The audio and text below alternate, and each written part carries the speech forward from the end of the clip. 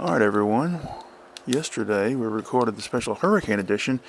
Well, now we're recording the special End of the World episode of Nothing But Worry. And I'm Lance Ash as usual. Well, at least I was when I woke up. And with me on the sofa is my wife Bonnie. And why don't you just tell everybody how you're feeling right now and what the reason is. My heart's out of rhythm and it's going like 100 beats, 130 beats a minute or more. And I can't function. I cover it with sweat. It's like running a race. Because you have AFib. Among other things, yeah. I don't know when we recorded the show yesterday, but around 8 o'clock. Well, see, the bulk of the storm hadn't hit us yesterday when we recorded the show. I laid down around 7 or 7:30, something like that. And the power flickered a couple of times. But then around 8, the power went out. And we have been without power now for 27 hours. And, No, baby. From 8 a.m. to 8 p.m. is only 12 hours. I thought the power went out at 8 p.m. yesterday. No, it went out at 7:45 this morning. Okay, well that's, I'm sorry everybody. You know, I work nights and I'm all screwed up. I've been screwed up since I was about 7 years old. Oh, I'd say a little earlier. Earlier than 7? From the stories you've told me, yeah. Okay, well. Mainly because of your parents' ideas of shame and sin. Shame and sin, and yeah. I'll give you a just parenthetically. I'll give you an anecdote related to that. I must have been about 5, 6, somewhere in there, and I had discovered masturbation early in life, and my preferred method of masturbation was to wad up the bed sheets and hump them, rub my wiener against the sheets. More than anyone needs to know, Lance. But the point is, Especially about a child. well, I'm getting to the point that my father was looking for me. I was under the bed doing this, and my dad was looking for me, calling my name, and I just paralyzed with fear under the bed. So He found you. he found me and ordered me to come out of there. He dragged me into the living room when my mother was sitting on the sofa, and I'll never forget his words. "You tell your mother what you were doing." And I leaned over to her and I said, "I was under the bed with my pants down." And she kind of went, "Okay, all right." Because she thought it was foolish for him to shame me like that. But, you know, she shamed me in other ways herself later. So, yeah, Bonnie's right. I've been fucked up for a long time. Yeah. So anyway, It's a lot of the shame that's going on right now with the whole moral bullshit from the white nationalist and white Christian nationalist stuff. I mean, think about what all they're doing, attacking gay people and trans people and women who dare not get married and have children. They use shame from an early age. well, a lot of that is they have contempt for women, and they feel that women have very specific and very limited purposes in existence. And if they step outside of those limited roles, then they're encroaching on man's territory. They have a lot of problems with just normal human behavior. They do. Like sex, for example.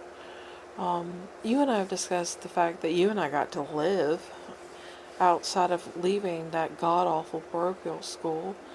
We ended up having close to 10 years on our own, living our own, going out, meeting people, having sex, yes, drinking, partying, and doing the things that normal kids do. And when you've got a whole subsect of society that thinks that your daughter should leave high school and then get married and start having babies, or that if they're going to go to college, that they need to remain virgins until they marry, no wonder there's a lot of resentful Christians out there who hate the fact that other people are living their lives in a normal way. We allowed our daughter's boyfriend to spend the night, Yeah.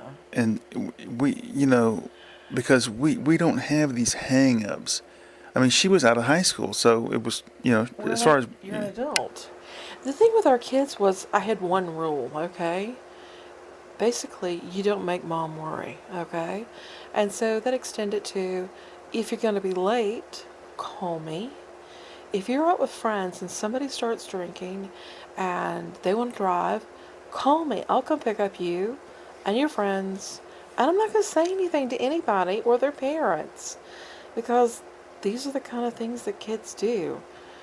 When it was my daughter's senior prom, I said, do you want us to rent a room for you guys? I mean, you're going to be downtown at the Civic Center. You're going out to eat downtown. I said, I can rent you a room, and that way, if you guys end up, fooling around and doing stupid shit, you don't have to worry about being on the road. She goes, Mom. I said, Reed, I'm just being reasonable here because I don't want anybody getting in trouble. Because basically, realistic. I don't want anybody getting in trouble for a DUI or underage drinking. I want it to be just understanding that kids do these things. And we try to, make certain the kids knew what kind of lives we led. And, we were honest about it. Whereas your mom, you remember your mom's response? Let me bring up that. My mother told me one time, don't tell your children all the things that you've done because they'll want to do them too. Well, that is exactly the opposite. I told my kids all the fuck-ups I did, almost all the fuck-ups I've done, and they wanted nothing to do with that sort of thing, Jeez, that's stupid and no longer cool. Well, okay, what? It's honesty, and we've tried to be reasonable with our kids. Well, getting back to what started all this. Masturbation? No. Yeah. Masturbation started all the problems in the world. Sex. The power's been out since this morning. And so we've got no air conditioning. We've got no lights. We've got no computer. We have no stove. We have no hot water. We fortunately are on city water, and because the majority of the city has power, and we have a giant series of tanks above ground, those high in the sky things, we have gravity fed even when the power's out. So we have water. It's just cold water, and very shortly I'm going to go and lay in a cold bath of water and just veg out and try to chill because with my heart rate this high, it's like running a marathon. Yeah, so anyway. You have been very restless today. I've been out several times just to get out of the house, just to be in the air-conditioned car and listen to some music and drive around. And try to find a fucking battery-powered table lamp, which there are none. Then we went over to Walmart, and first off, all of the flashlights and accessories are behind a locked glass station. Yeah. It's insane. And there was two $50 flashlights left and a headlamp. And we probably should have gotten the headlamp, but we didn't want to ask anybody for help with the case. So we have a forehead lamp here that Bonnie got me 2 years ago, maybe, for work, and I never really used it, but it's pretty good. I was laying in the bed earlier reading, and I just thought we could do a special extra edition of the show since we have nothing better to do. I was trying to do Sudoku in the dark, and because I can't see the entire page with this tiny flashlight and candlelight, I can't see the grid in its entirety. So I can't even do the basic thing. I can't do the crossword that was in the flagpole because the font is like 4-point font, and that's hard to read in low light.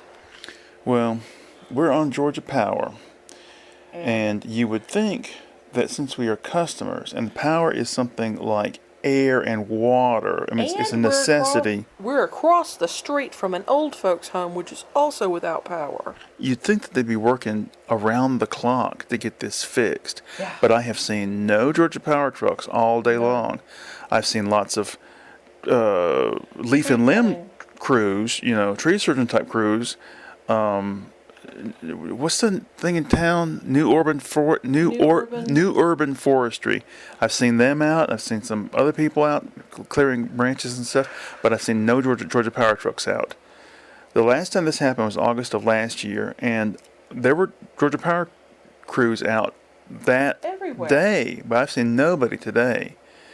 And we're like in a little pocket of powerlessness here because we drove around earlier tonight and we saw people, Yeah, there's a third of our street, which is several miles long, that's out of power, and then one of the streets that runs parallel is without power on half of its stretch. And it doesn't make sense. Just, if you've got neighborhoods out, why wouldn't you have folks out here? Well, this is a time where I should have thought of this a year ago. I wish we had a key to my dad's place. My dad lives around the block, and with his girlfriend. my dad every weekend my dad goes with his girlfriend down to her place down at the Lake Oconee. And I wish we had a key to his place because we could go over there. I drove over there earlier today to see if I could talk to him. He was gone. I peeked through the windows and he's got power. We could go over there. He's got, cable, big TV, air conditioning, water, I've got the sink full of ice, and we're about to lose all of our frozen food within the next couple of hours. We'll have a feast over the next 2 days of frozen shit, so. No, well, there's no way for me to cook it. Well, the power will be back tomorrow for sure. I think it's going to be Monday or Tuesday. I just don't see how they I could. think that they sent everybody down south. Oh, well, that's a good point. Did they give us a discount the last time that power went out? No, you just don't use power, so you don't get charged for it. See, that's wrong. They should, if they're not actively trying to restore power. This isn't like a barber shop. And the old people across the road. Power is something you have to have. I mean, the old folks' home has a couple dozen people over there, and as someone who has a heart condition, I know what it's like. When you get overheated, you end up having problems. You can die from being too hot. And those old people, I mean, they've got oxygen tanks and everything. Your mother's boyfriend's over there. He can't get around. Yeah. Well, we went to Walmart and all of their ice was gone. We went over to Quick Trip, sort of down the road a little bit, and they had a good bit of ice. I'm surprised. But we're 5 bags in on the ice, and I don't know what we'll be able to salvage. The sandwich fixings are in the sink in a pile of ice, so I'll make you that for tonight. yeah. But Well, my God, we're gonna lose it. we were walking around the camping goods area, the sporting goods, trying to find the flashlights, and we just didn't see them. So I went down to the electronics and asked the guy, "Where's the flashlights?" And he goes, "Well, people came in here today and they just cleaned us out. I'll show you where they are, but I don't think there is anything left." So he shows me the case, and there were these two fancy flashlights left. $50. One of them was 59 something, and the other one was 120. What? Yeah. See that? Who buys a flashlight that costs $100 and something dollars?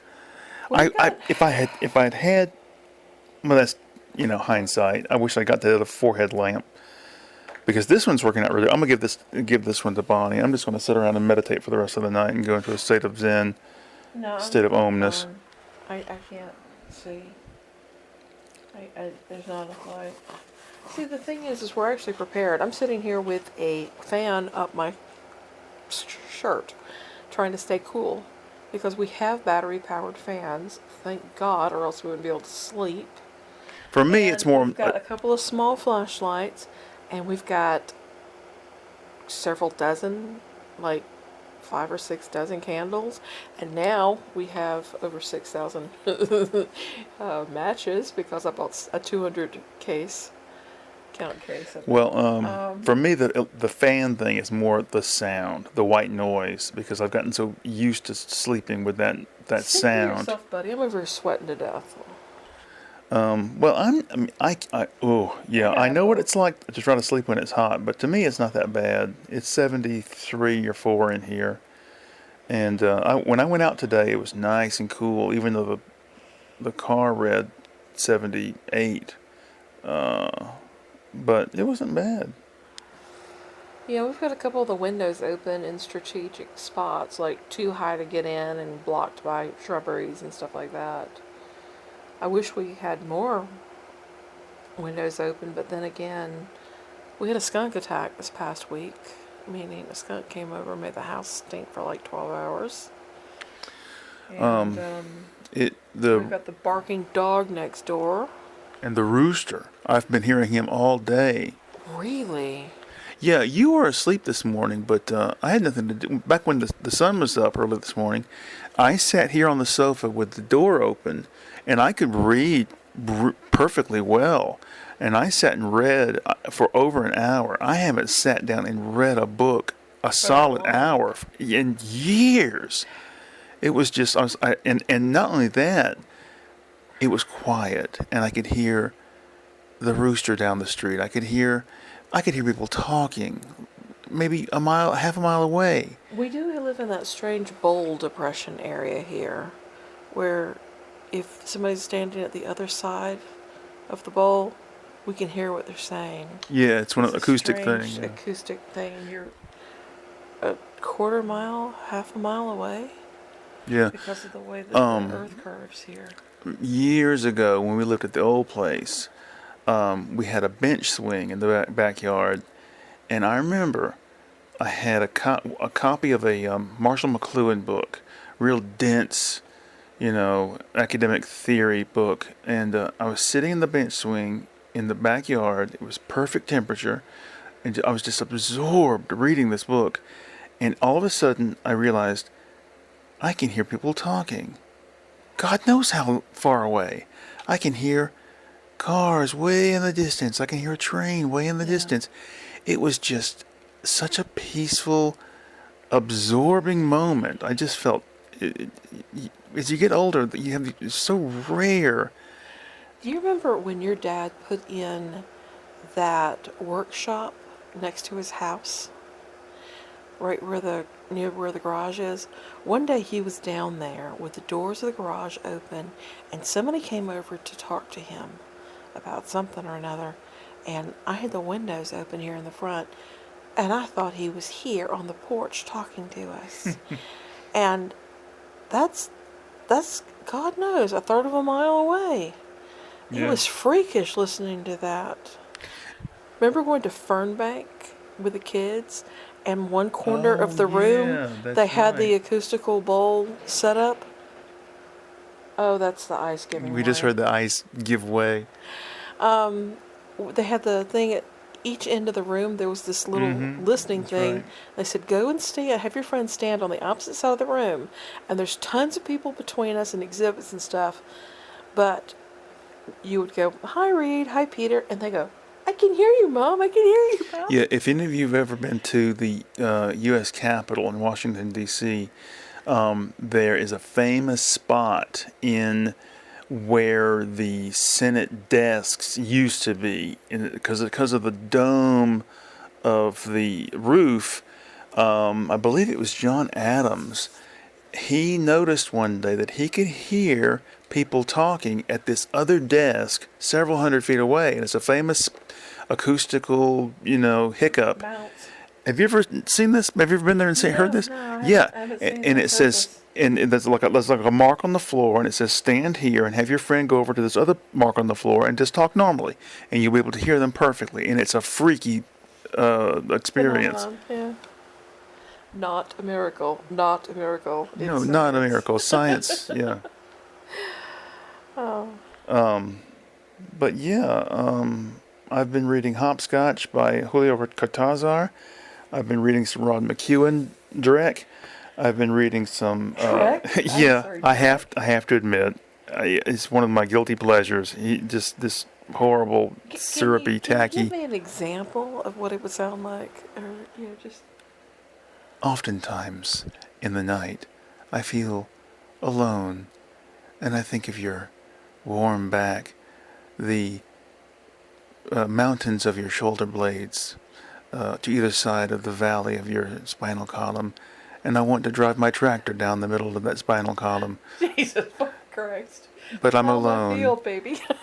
Yeah, and I, and I understand. In fact, I ordered a book by Nora Ephron, called "Wallflower at the Orgy," because she has an essay in there called "Mush," in which, and it was written in the late '60s, early '70s, but I want to read it because in that one of the things she discusses in the essay apparently is Rod McEwen's just mediocre appeal. But my God, he made a fortune off that mediocrity. So, you know, Now, didn't you show me some of the calendars he did? Robert Jones? yeah, I don't know if we mentioned this in the last episode, but every so often I go on these kicks of this celebrity or this person, and that I like. And anyway, so I'm a Rob McEwen kick lately, and I was trying to find because his company didn't just put out his own material; it put out other stuff. I think he wanted to be a one-man greeting card company. But in the early '70s, he put out a series of yearly calendars. And I was looking at these, and they are just typical psychedelic era calendars. Like, it'd have what famous person was born on this day, what famous person was born on that day. And Oscar Wilde went to jail on this day. exactly. Or today is remember to eat a cheeseburger day, or or Popcorn day. stuff like Kiss that, your grandma day. and goofy pictures and stuff. And I wanted to get the one from 1975 because apparently the calendar pattern is the same as 2025. But my God, they want $30 for a used calendar on eBay, and I'm not paying that. But God, I'd love to get some of these old calendars. I've been thinking about that a lot. I've thought about that a lot over the last year, because Hallmark cards. No, was it Hallmark or American Greetings? There's a great internet site called The Peculiar Manicule, and they have all this old kitschy ephemera, and they have a whole section devoted to just Hallmark stuff. And Hallmark put out a series of calendars back then that are kind of like this, where all the numbers for the days of the month are distorted or stuff like that, What was it? Pushpin? Pushpin Studios. Yes. Yeah. Was responsible for a lot of that iconic art for the period. The one where it almost looked like the numbers were platform shoes. Right, Because the right, bottoms were right. so heavy. Right. And then this curving sweep of the number up from the platform. And of course, neon colors and. Well, I don't know. I can't remember what we discussed on the last episode or not, but we'll just go ahead and talk about it anyway. See, the thing is, 1967 is called the Summer of Love. Hold on. Look at this.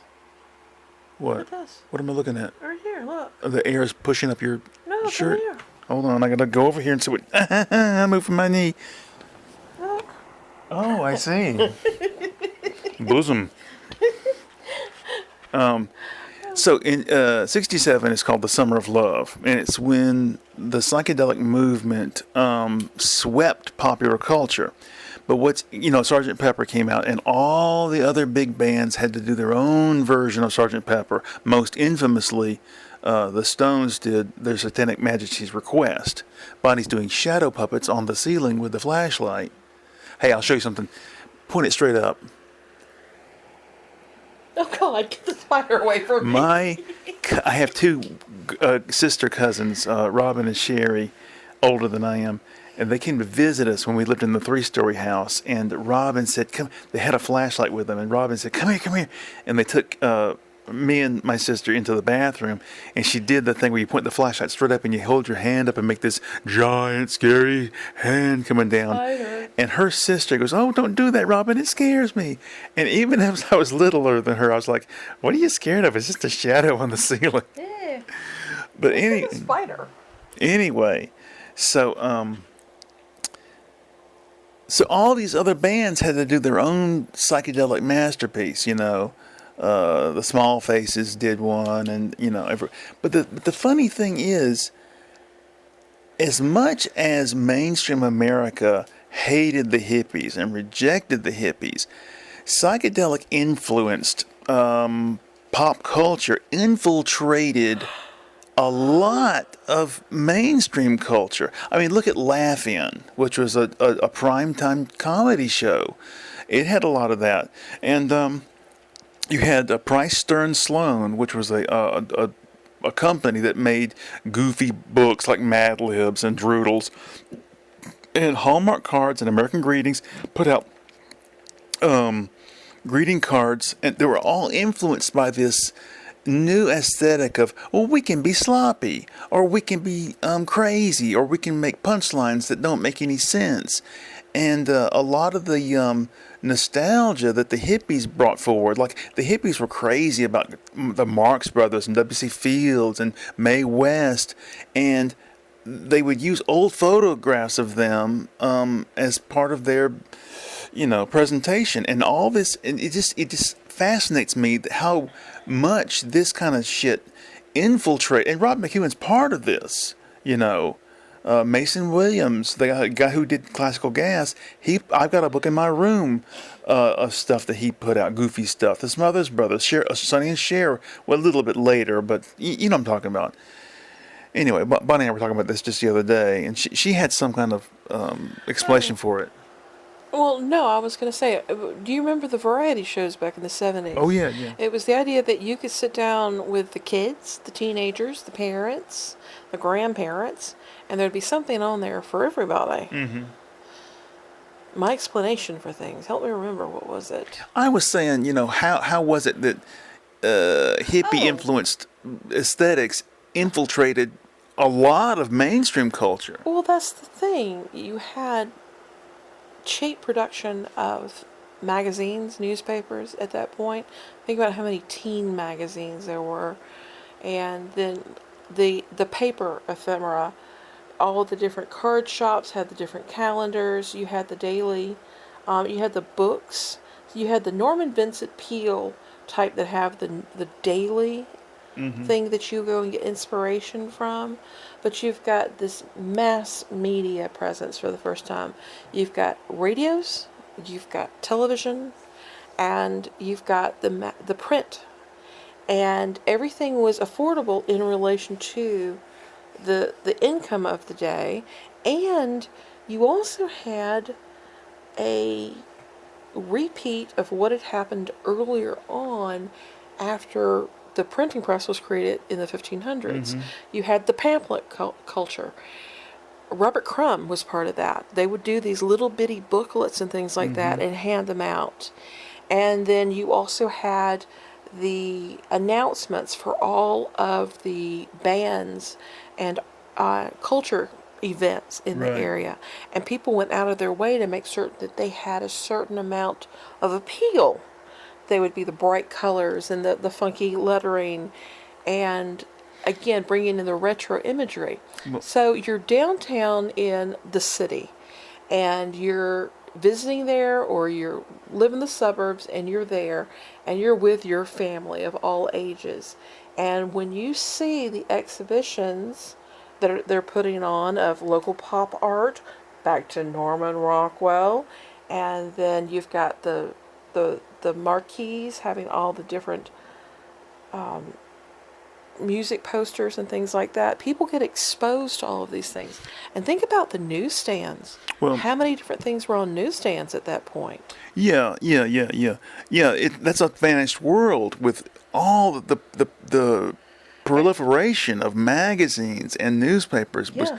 And now it's been reduced to a small screen. Yeah.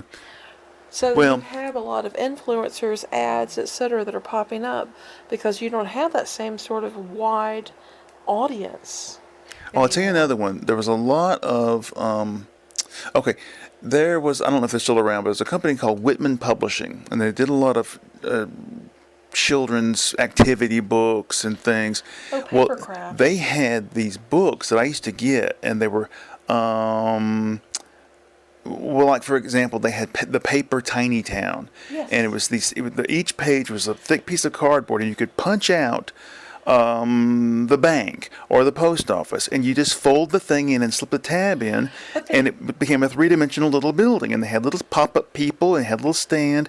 And children today don't know anything about make your own The fun. zoo book, where you would cut out the two-dimensional animal, and it had a little tab at the bottom that you would Right, circle right. around, and it would create a stand. Mhm. And then you had these little buildings like the cages and such, and you would set that up, and then you would have an arena where the animals would come out as if they were in a circus display. Yeah. And then you had the little people that you would also cut out. Yeah. When in 1977, my mother bought me a set of World Book encyclopedias, and World Book also put out a children's version called Childcraft. Well, there was an older brother and sister in town, and they had the 1968 or 67 version or edition of Childcraft, and so they were outgrown them. So my mother bought those from her. So I had the 77 World Book Encyclopedia, and then I had this 10 years older Childcraft set. Well, volume 4, I believe it was, of Childcraft was called Make and Do, and it was just fantastic. I can't tell you how many times I went through that book as a child. It showed you how to make a medieval castle out of a cardboard box. It showed you how to make a whole zoo out of toilet paper tubes and pipe cleaners and little bits of construction paper and glue. And it had, like, for this activity, these are the things that you'll need to find from around the house. Just simple things, thumbtacks, and it was wonderful. And I was cleaners. Yeah, I was determined to make all this stuff, and it was just so much fun. How to make your own watercolors. There's a way to make paint using soap and food coloring. And of course, the perennial how to dye your own Easter eggs. Yeah. Using the food coloring from the pantry and vinegar and Right. heat and stuff. Yeah. And it showed you how to Make your own tattoos. yeah, and but all that stuff, the way that edition of Childcraft was graphically designed reflected that era, because there was there was a volume on famous people that you ought to know from history. The guy who invented the Zeppelin, the dirigible, for example, or places around the world that you ought to know about. The famous Blue Grotto, where Echo and the Bunnymen took the photograph for the Ocean Rain album. The world's smallest country, SMOM, the Sovereign Military Order of the Knights of Malta, and had the picture of the building where that's at. And I was telling my friend at work just 2 days ago, I said, when I was a child, PBS was a lifeline. Yeah. Because there was no other way to get exposed to that kind of culture. There was no internet. There was no cable. Right. No VHS. And yeah. And then you lived in a county with parents who thought that country music was the end all of music. Yeah. You didn't have a dad like mine who took you to see, King Tut. The best you ever got was the Knoxville World Fair, which was awesome, by the way. Yeah. But yeah, your folks were really very limited. Well, Of course, you got some shit about watching some of that stuff. when I was about 13, I was watching on PBS a production of Midsummer Night's Dream, and my dad comes in the living room, and he sits down to watch it with me, and he starts huffing and puffing and twisting and turning in his seat because he just can't stand it. So finally I stood up and I said, watch whatever you want. So I went to my room and watched the rest of it on a portable black and white television with a coat hanger for an antenna. Yeah, didn't he actually say, what do you want to watch all this faggoty stuff for? Yeah, he said something about something like that. What are you watching? He didn't say fag. That was a word we didn't use in my household. Whoa, he didn't. I This would have thought he would have. sissy boy, queer boy stuff or something like that. I can't remember what he said. Oh, just as bad. I'll say Yeah. that. But Yeah, I mean, I was telling my friend that back in those days, Georgia Public Television put out a quarterly or seasonal booklet that would come to your house called Preview, and it Yes. had a listing of everything they were going to show for that 3 month period. And I wish I could find a collection of those because there's a lot of stuff I remember, but I can't remember what the name of it was. They had children's movies from around, children's short films from around the world that I can't know. I mean, I'll give you an example. Now, this wasn't on PBS. This was on the CBS Children's Television Workshop, which was like after Saturday morning cartoons were over with, they had a little bit older fare. Kukla, Fran, and Ollie would introduce these films. There were like foreign films from around the world for children, and one of them was from France, and it was about these boys were going to have a what do they call a soapbox racer? Soapbox Derby? Yeah, you build your own racer, and these girls wanted to compete, and they're like, girls can't compete in this. This is for boys. So they trick one of the boys by making him drink a bunch of soda pop, and when he has to pee, they steal his racer, and the girl puts the helmet and goggles on, so you can't tell it's a girl, and she wins the race. And they're like, oh, hooray, Francois, you won. And she takes the helmet off, and she's like, ha ha, I'm a girl, I beat you, ha ha. I'd love to find out what that was. I can't, You remember the kids watching the Pippi Longstocking movies? Yes, it in was the library? wonderful, That was yeah. wonderful. They loved that. That was so cute. Yeah. That girl that played Pippi Longstocking in those, she is still a big star in Sweden. Astrid. Astrid Lundgren wrote the books, but this girl, I can't remember her name. I did know the name.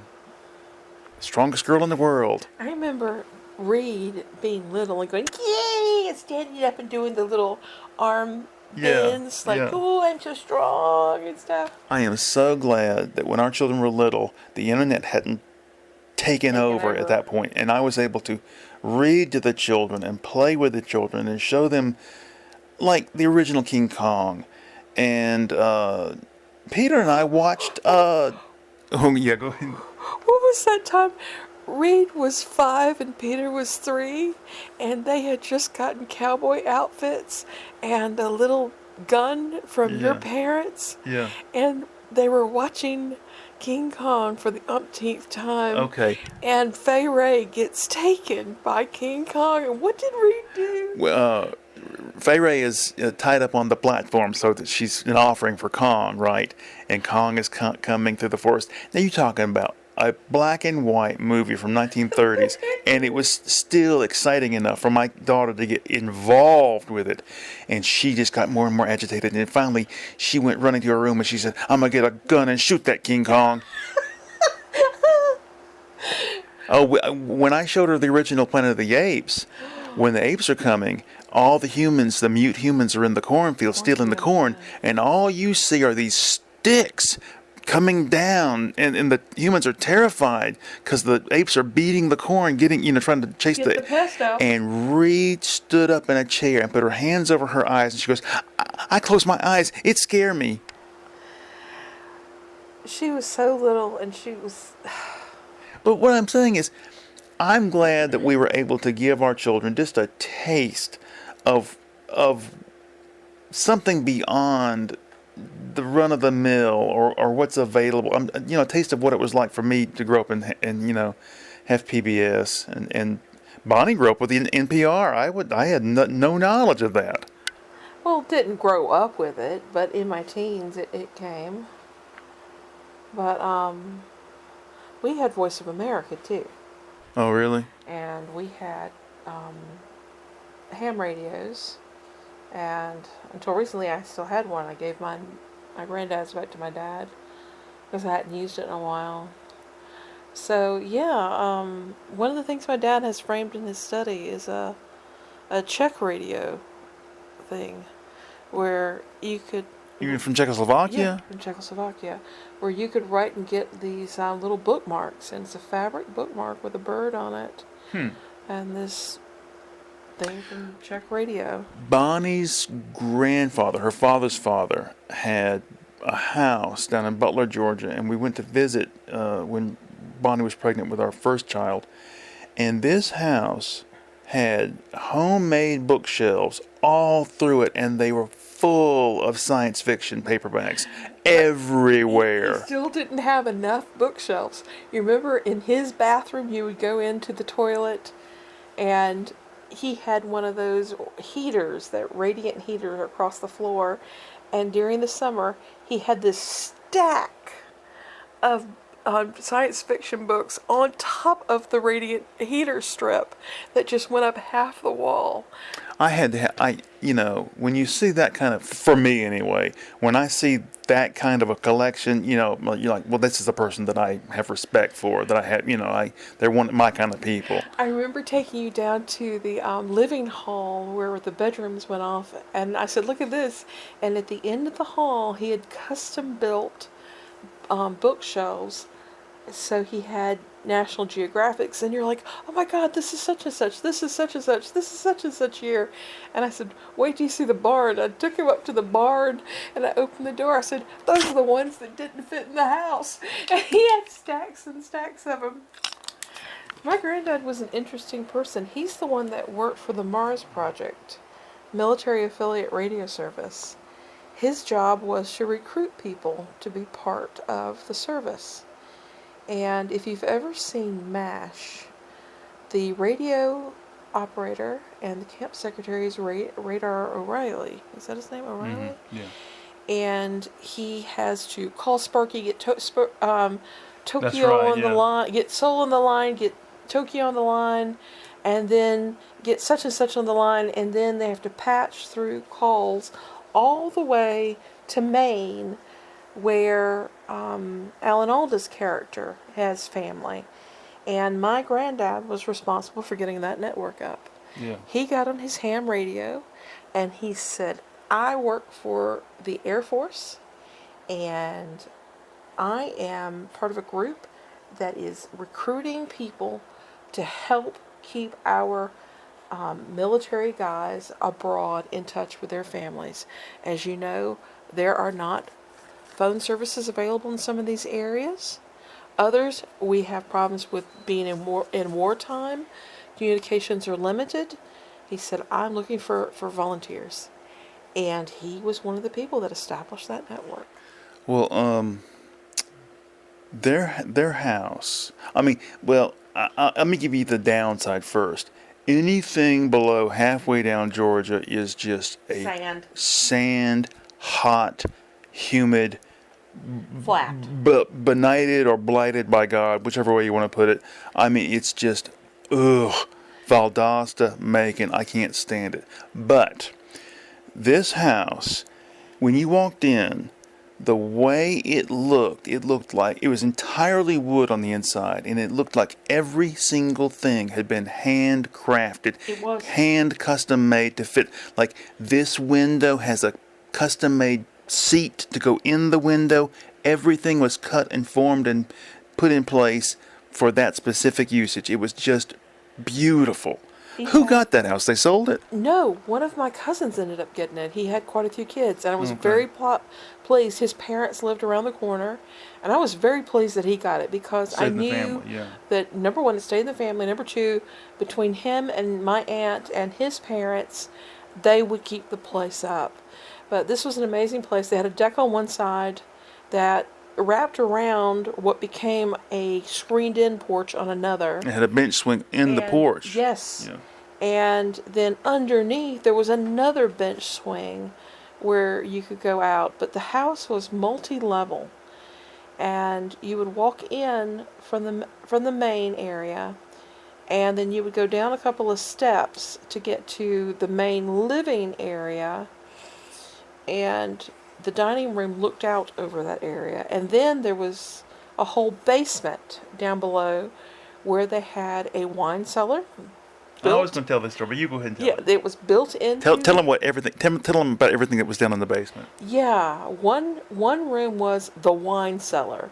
It was built into the hillside, and it had cinder blocks in it to help it maintain the coolness of the room temperature. And they made their own perry and their own hard cider and their own muscadine wine. and then another room off of that, which began under the stairs and then continued to a full size height, was my granddad's specialty workshop, because he had multiple workshops. The specialty workshop was for the small things. He, in his retirement, became the go-to guy for repairing jewelry and other small things. But he made his own jewelry too, He right? With the made rock his- tumbler and all that. He did. He was a self-professed rock hound. That's right, And rock hound. Yeah, yeah. He would go out to meet all these folks from the Ham Network and became friends with them. So they would go out to all these different places. And my granddad would dig up amethyst and a variety of different types of quartz. And he would dig out tiger's eye and small diamonds. And because, places like, is it Arkansas has diamonds? Yeah. And wherever there's kimberlite, there's diamonds. But- And then he also did fossils. Mm-hmm. And so this workshop was for all this specialty stuff. Now, mind you, the rock tumbler was at his other workshop. And then he had the barn. But down in this basement, there was one I corner. forgot about that barn. Yeah, there was, in the basement, there was a corner where my grandmother's piano was, and that was just wrapped in books, and a cozy couch. And then one extension off was my granddad's ham radio That's right. That's what I was setup going to mention. Yeah. and his mimeograph machine, because he made the weekly bulletin for their church. Mm-hmm. Now, mind you, they believed in evolution and all that kind of stuff. It was just a social thing for them. Then there was another section of it, which was television and couches and the giant wood stove. And you couldn't be down there in the winter because they would get the wood stove pumping, and they had some sort of ventilation system.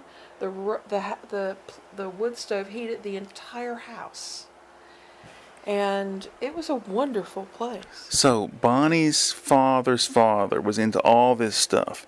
Now Bonnie's father is a amateur astronomer. He's got all this fancy telescope equipment and His own observatory. yeah. And what all is he into? I can't remember. Oh God, my dad has a full woodworking shop, and he is an amateur astronomer, and he was with some group out of Atlanta where some of the people found supernova, and they ended up making international news because And they get to name them, right? yeah, these Tim and Ingrid and them got to name these things. And then my dad set up this observatory where he lives now. He bought it based on two things: proximity to his grandkids and darkness of the sky. Yeah, outside the urban area. And so he and a friend went and they dug these 2-foot plus holes in the ground, and they had these concrete piers that they created, and you mount your telescopes on top of them, and they're really deep because you have to account for the wobble of the earth. You don't want shakiness, especially when you do astrophotography. Mm-hmm. And so they've got a myriad of piers out there, and then they have the observatory itself, which sounds really fancy, but imagine a simple shed, and you're able to remove the roof. His roof moves sideways, Yeah. and inside of it are seats as well as mounts for your computer software tracking stuff, where you can set your laptop up there, and they've got the Wi-Fi extenders, and then they've got power out there, and is it red lights I think they use for the night vision so they don't disturb their vision. Yeah, I think so. Yeah. And then also mounts for the telescopes and the cameras and all this kind of stuff. But inside of his workshop, which he does woodworking and general machine repair. By the way, my dad took night classes for small engine repair. Did you know that? That was back in his 40s, just for fun, because he wanted to be able to fix things. But in there, he had a wall that was free, and he custom created a cabinet for these massive telescopes he has. He has telescopes in there that are on wheels that they have to be moved by several people. But some of them are smaller, and you want to keep the telescopes as dust free as possible. These lenses come off, and you can replace the lenses. So he custom made these giant cabinets with these doors that are removable, so you can pull it directly out and mount it onto whatever telescope you're setting up that night. Well, the reason hold on, I gotta check the time here. Flashlight. Okay, we're at 50 minutes, which in the old days would be way over the limit, but we're not going to worry about that now. We can do as long of a show as we want. But the reason I brought all this up is because I hate to ascribe everything to genetics, but just say nature and nurture. This wide-ranging, this wide-ranging interest in things, I think, gets passed down, and Yeah. so, I mean, I'm really hoping My dad's into photography, regular photography. That's right, he as takes- well. yeah, And yeah, so yeah. I got into that, and of course he's all but dissertation on his English degree. So when I met Bonnie, I knew she was smart, and I knew she was the right person to have children with. We were both at an age where we were like, well, we'd like to have kids, and we both thought, you're a good person to have kids with. So Yeah, I can't imagine having kids with somebody who's stupid or boring. I can't either. But anyway, I have total faith in my children that they're good people and they're interesting people, and that they'll. My dad's wife liked you from the get-go. And you grew very quickly on my dad. Okay. So that says something there. I must have chosen quite well with you. Well, that brings up another story I wanted to mention. Years ago, the land between our house and my mother's house is all grown up now, but there used to be a road that went down to a sort of. Great. Well, there's a creek that runs between the two properties. It used to be a bridge, a earth bridge, I think you'd call it, across the creek. Well, anyway, when my son was about 3, he was playing on the bridge, and he lost his footing and started to fall into the creek. And I jumped down into the creek ahead of him and caught him before he hit the water. And Bonnie said that when she saw this happen, she thought, yep, I picked the right man to have children with. I knew that before. Within a couple of weeks of bringing Reed home, we had the nursery separate from our bedroom. And I had a bed in there next to her bed. I was in there one night, I guess it was to breastfeed her or something, and the window had only a partial curtain on it, and there was a fig tree outside of it, and there were these wild cats that lived around, and apparently the cats got curious one night when the light came on, and I was in there with a baby, and all I heard was something outside the window, and I didn't know at the time what the hell it was, and I screamed because I've got my baby. Lance comes in there racing and raging down the hall, baseball bat in hand. What is it? What is it? What is it? I'm just like an absolute madman. I'm gonna protect my woman and child. Yeah. I knew you were good then. Yeah. I have a book around here, a children's book about primitive man, and it's talking about the spear was just such a breakthrough invention for primitive man, because you've got this long pole with a pointed stone on the end of it, and with that you could take down saber-toothed tigers. And I thought of the idea of the that extended the length of it. But I was thinking about, some primitive man, he's got his woman and his child, and he just, with a primitive instrument, he's going to defend his family against a creature that weighs 5 times more than he does, Not gonna eat our baby. That's right. Better not get baby. Remember that? When Peter was little, he couldn't even walk He yet. couldn't sit up. And Ray could talk a little bit. Anyway, I was on all fours. I was playing with him on the floor, and I was on all fours. And I said, Okay, now I'm a bear. And I said, I'm a bear. I'm gonna get the baby. And Reed jumped in front of me. She goes, no, bear, not get baby.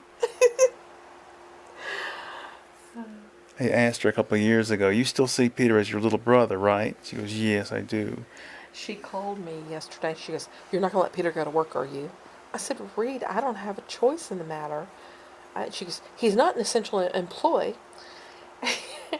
And she was all worried about him having to go out in the storm. He ended up leaving at 9:15 this morning because the store didn't open till 10 anyway. Yeah, even after the rain was over and even after the sun was up, the wind was crazy. Yeah. I was worried about him driving in that because I went out in it a little bit later, and it was difficult even for me to drive because the wind was so strong. Yeah, you've got all-wheel drive. Yeah, that's one of the things I love about my Subaru. It's just I feel safe in it. He drives a box. He drives a Kia Soul, which It's a box. I don't know if you've ever driven one of these things. When you turn the thing on, this music plays. It's like an advertisement for a car you've already purchased. Why do I have to hear this? You know?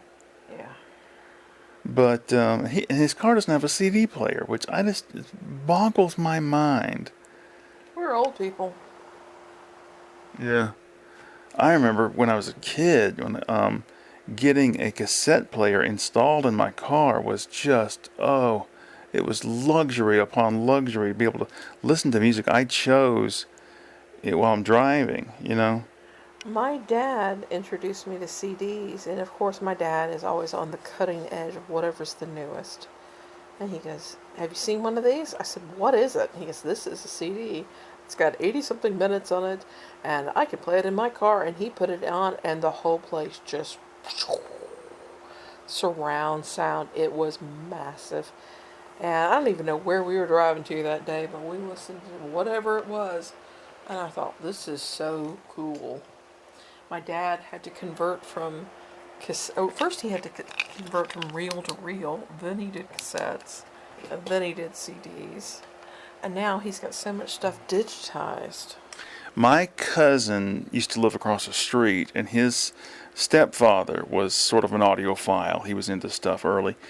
And I was over there one day, and he goes, "Look at this. It's a CD player."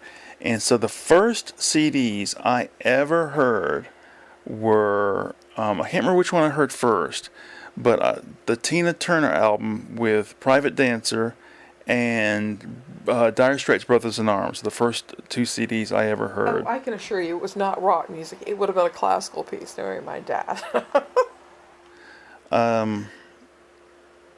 Yeah, I was just thrilled to get all the Beatles albums on Did CD. your parents have reel to reel? When my dad was in Vietnam, he had a reel-to-reel recorder, and my mother had one here. So he would make recordings of him and his buddies talking, and he would mail these back home. It's like, instead of letters, he would mail home these reel-to-reel recordings. Yeah. My dad had concerts on these things. And I remember the boxes, they were about yay big. I don't know, 6 by 6, 8 by 8 or something. Mm-hmm. And then there was a square picture on the front. It would show Mahler Symphony, blah, blah, blah, performed by, etc. And he just had those. And then all of a sudden, that went to the side, and he had a full hi-fi stereo. And he ended up making that customized cabinet, which you have now, Right, yeah. for all the albums and all of his equipment, everything. He had the holes for venting the heat in it. So That brings up an idea for tomorrow. Tomorrow we have some things to do. The Athens Library is having a sale, and it's either the last or next to the last day, so the prices should be dropping down pretty low. And I have some stuff to do at the Winterville Library. But what would you think about going down to Washington, Georgia? we talked about that a couple months ago, and we decided there was nothing there to do. The reason I mention it is because the Washington, Georgia Library has a little Mary Willis, store where they sell stuff people have donated. And years ago, I got a bunch of LPs there. Really cool stuff. I'm tempted to get back into buying LPs again. Just, I don't know. But I went through. Oh, we talked about this yesterday. All the CDs I'm gonna donate Oh, tomorrow. they have the Tiffany windows there. Yeah, it looks like an old church. No, no, it's not. It was custom built. It was built as a library. I'm just saying that the old part of the library No, it's has this not. wonderful wooden. Everything's high ceilings. That's what I'm telling you. The Mary Willis Library was built in memory of this man's daughter. And he went to the Tiffany Company and had them make custom made windows. I haven't been to that library in years. The kids used to play soccer with like some, I With the guess, county league. yeah, youth group thing. Anyway, they went down to Washington, Georgia to play some other team all the time. So, my favorite movie is Neighbors with John Belushi and Dan Aykroyd. So for some reason, I decided I wanted to read. There's a section in the John Belushi biography, Wired, about the making of the movie. So I said, I'll go over to the library and see if I can get that book. So I walk in, and I said, "Where's the biography section?" And the girl behind the counter goes, "We're closing in 5 minutes." And I said, "So you can't tell me where the biography section is?" And she goes, "It's over there." I walk over, grab the book, and come back, and I'm like, "That wasn't so hard, was it?" Jesus. So I'm leaving, and this mother and her child are coming in, and I looked at her and I said, "Good luck." Well, one of the reasons I didn't want to go down there the other month was there was no place to eat except Mexican, and they always have dairy in the food, and I can't eat that now. And Well- the last time we tried to eat there, something was closed, and we ended up getting food at the grocery store from the deli. It was like, bleh. Do you remember the spelling bee Peter had to go to down there? And No, that was down in. No, that was Washington. No, it was not. That was in Madison. Well, it was just That ridiculous. was a lot nicer. The problem was we had to drive through torrential rains to get When there. we ate in the car, that's the reason I bring it up. Yeah, another time of eating in the car. We could have probably eaten for $5 more and paid a tip at a restaurant. What I remember about that spelling bee, Peter had won his local school spelling bee, and so we went on to the next level. They had some Yeah, educator there. High schooler. Well, they had some educator there who'd been, a teacher or administrator in education for 50 years. They spent 20 minutes lauding this guy's praises when we're not there for you, buddy. We're here for the children in the and spelling then they bee. didn't even do Peter's profile, which was 3 sentences. Yeah. And Peter I'm sorry, why didn't you include? Well, He was the youngest person in the spelling bee. there was this kid there who was homeschooled. Oh, he was a turd. And you could tell his parents were big holy rollers, and they were against the worldliness and secularness of the public school. Every single time. Yeah. Use it in a sentence, please. Every time he got a word, he'd say, "Can I have that? Can I hear that used in a sentence?" Because that's what his parents had taught him to do. Oh dear. And Bonnie and I were both glad when Peter didn't win because we didn't want to go any further down the line on this trip. Yeah, that was a really bad day. Yeah. We ate like loaf bread and Egg cheese. salad or something. I thought we bought everything at the grocery store down there and ate out of the car. See, that's the thing. It was a planned trip. I would have made food to go. We used to go on picnics a lot when the kids were little. Egg salad, homemade pimento cheese, sandwiches, chips, pickles. Oh, it was wonderful. Oh, yeah. Well, we got to Yeah, wrap this bottled up soon. We're getting close to the hour mark here. Oh, I'm sure we're past it. Oh, we could record for 3 or 4 hours. We have nothing to do here except read in the dark with flashlights. That's probably what I'm going to wind up doing. I do have that radio in the back if you wanted to see if we could pick up something on that. I don't know. It For a comes with while, both batteries and the hand crank version. for a while we were going to get into World Band, but we never did follow through with it. We did have world band radios. I had them when I married you because I Yeah, but lived overseas. your father gave us this We had World Band hand- radio, and he gave us these He gave it. annual World Band guides that were illustrated with Gahan Wilson on the Yes. front. And but I was all excited at one time. He Ooh, gave to us because he gave my granddad's ham radio setup to us. but we never did follow And, through. Yeah. I was like looking at these booklets, and it's like, well, on Tuesdays in Japan you can pick up, this, and I was, And for fun, you can find a number station. Woohoo! yeah. Oh dear. I gotta stay awake all night long. I think it's time for us to call it quits. babe. All right. So that's about it, everybody. Bye bye. Bye. Okay.